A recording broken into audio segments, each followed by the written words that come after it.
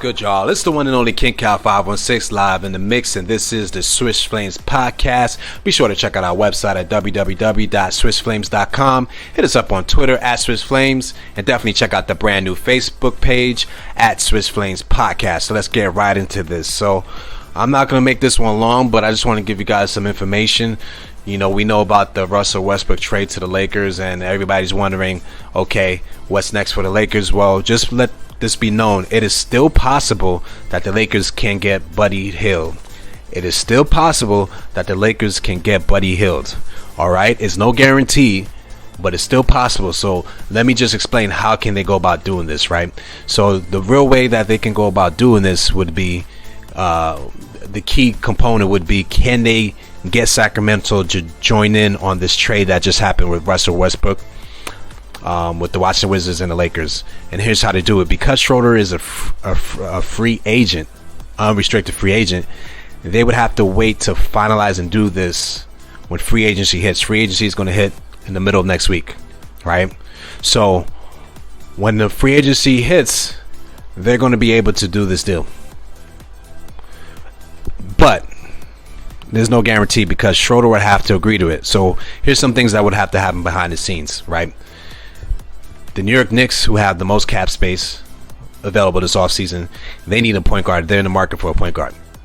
So as long as they don't pick up Dennis Schroeder, right? And then the other team would be the Bulls and the Pelicans. Those are three key teams because those three teams need point guards, and because the Pelicans just got a bunch of cap space off their books with the trade that they did recently with the Grizzlies, those three teams are in the market for a point guard. They're trying to pay big money. They want a big time point guard.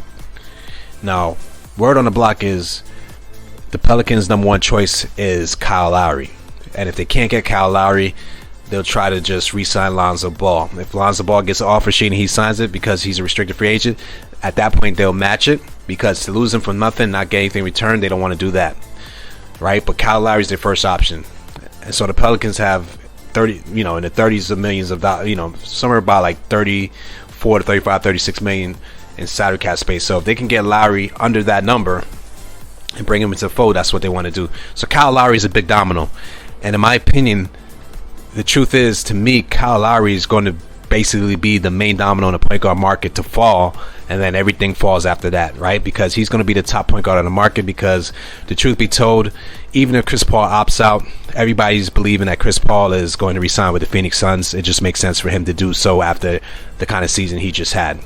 So because Chris Paul is pretty much a lock to stay in Phoenix, Kyle Lowry is basically the number one point guard who's unrestricted free agent on the market. So wherever he falls is going to be a domino effect. So let's just say the Knicks decide to go Kyle Lowry, right? Which I think they actually should, because the truth is, Kyle Lowry, he's a leader. They need that kind of leadership.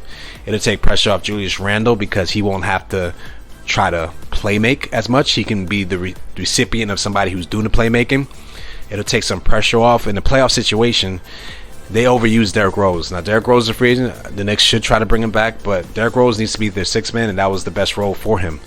Now, Kyle Lowry, who'll be a great leader. He can shoot the three. He plays good defense. He's always taking charges. He's always affecting the game in a positive manner. He's a great playmaker, all right? So this is something that the Knicks need.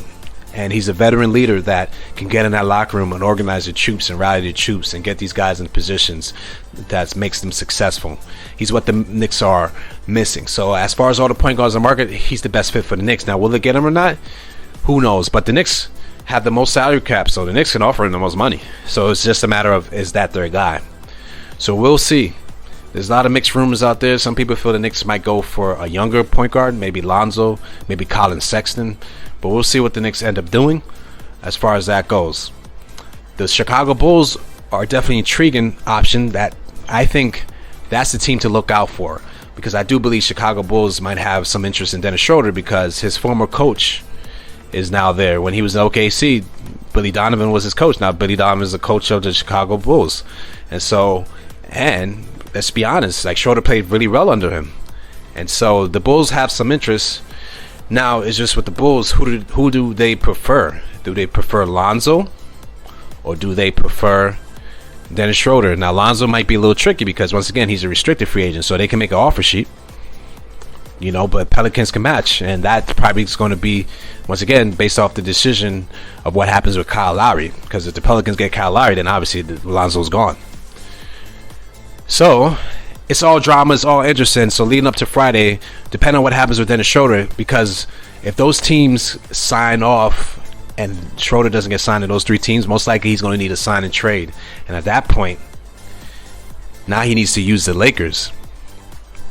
Right? And what the Lakers could do is say, well, hey, Washington needs a point guard. Do you want to play for the Washington Wizards? And then, Schroeder and Washington can agree to what terms are. Then the Lakers can sign him to that.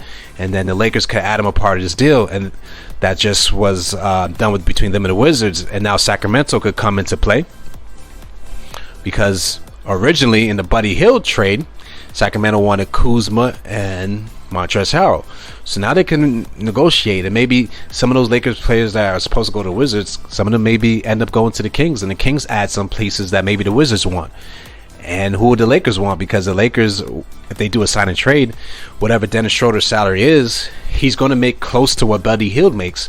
So the Lakers can receive salary back in that case because of the Dennis Schroeder contract. So this is what's in play. But once again, Dennis Schroeder needs to not be able to sign on a team that has the cap space to sign him to the amount that he wants.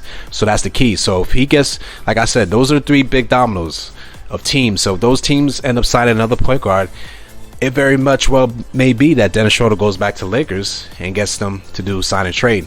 He's going to need to, because the only way he can get the money he wants if the Lakers do sign and trade, if those teams with the cap space sign other point guards.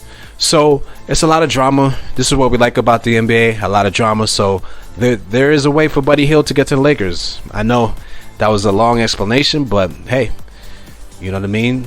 It can possibly happen. So if you're a Laker fan, you should be excited because, hey, it might happen. We'll see. And we'll know by next week. By next week, we'll have our answers to the test, because once free agency hits, it's going to be like a firestorm. So we're going to keep up to date with this stuff, guys. Once again, it's your boy King Cal 516. This has been the Swish Flames podcast. I'm signing off. See you guys till next time.